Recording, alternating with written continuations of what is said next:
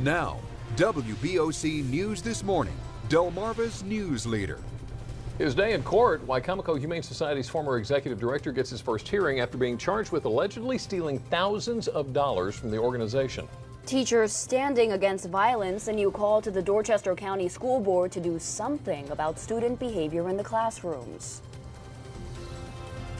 A solar-powered TV station. I'm Bill Mitch live this morning in Salisbury. We're talking about WBOC's newest project that's breaking ground a little bit later today. From the WBOC Newsplex in Salisbury, how about we get your morning started with news from all over Delmarva. Good morning. You're watching WBOC News This Morning. I'm Jimmy Hoppa. I'm Jennifer Marin. Kim has the morning off. And I'm meteorologist Mike Lichniak. It's Friday, March 22nd. Good morning to you folks out there. Good morning to you guys. Good morning. So I was talking to Jimmy. I'm concerned because there's a tree in my complex that looks like it's about to fall, and with the wind, it's probably bad. Yeah, it's not a good day. We've had so much rain over the last 24 hours. And then you put the wind on top of that now, you get it. It's going to be an interesting day. But with the wind, it'll feel much colder than that.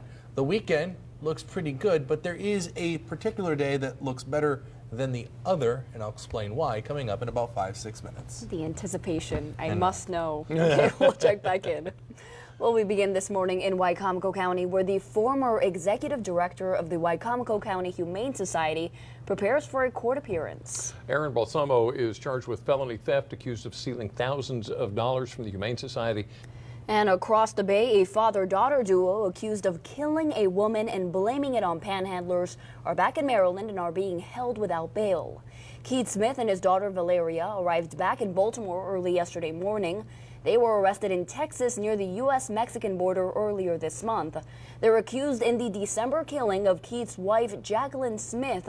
After their bail hearings, their lawyers slammed the case developed by police and prosecutors. The last line of the statement of probable cause says it all. Up until the point that they decided to issue a warrant, they didn't have any other suspects. And Keith Smith was reportedly the beneficiary of a $500,000 life insurance policy taken out on his wife. He also has past convictions in Maryland of eluding police and robbery. The time is 6:06. There's a brand new solar project coming to our backyard. Literally, WBOC is building the very first commercial solar farm in the city of Salisbury. WBOC's Bill Mitch joins us live in Salisbury this morning. Good morning, Bill. Some pretty exciting stuff. Well, 6:07 here on WBOC News this morning. So some chances for rain today, definitely. Yeah, so we still have the lingering rain from yesterday and last night since this pesky low won't get out of here. Okay, so Sunday. Sunday is when I'm going to take my dog out to the dog park. Yeah? Yeah, he's ready for a walk. He keeps looking at me with those eyes, and I just feel so bad. And you are ready to go with him, too, I'm aren't you? ready. I'm excited. It's going to be a good weekend.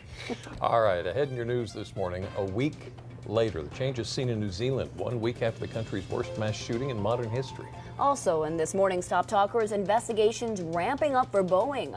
What changes Boeing has promised and what the Justice Department wants from the company.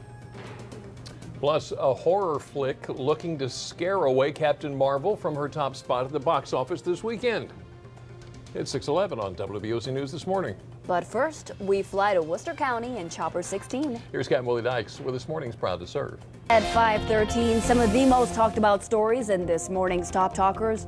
It's been 1 week since a gunman killed 50 worshippers at a pair of mosques in New Zealand. Today, the country remembered the victims with 2 minutes of silence following the Muslim call to prayer. The memorial came a day after New Zealand moved to ban weapons like those used by the shooter. Boeing is taking steps to address concerns about the airworthiness of its 737 MAX jetliner.